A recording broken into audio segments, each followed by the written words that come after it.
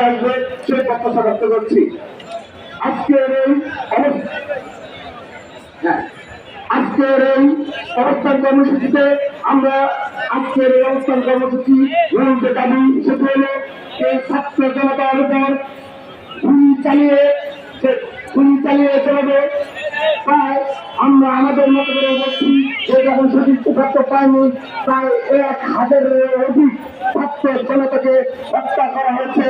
আমরা এই হত্যাকাণ্ডের সাথে এই খুনি হাসিনা সহ এই অবৈধ মন্ত্রিসভার যে সকল নেতৃবৃন্দ, যে সকল আওয়ামী নেতৃবৃন্দ এবং প্রশাসনের কর্মকর্তা জড়িত তাদেরকে বাংলাদেশের সংবিধান অনুযায়ী যে বিচার হয় সেই বিচারের আওতায় নিয়ে আসায় আমরা দাবি জানিয়ে আজকে আমাদের অবস্থান কর্মসূচি আনুষ্ঠানিক যাত্রা শুরু করছি।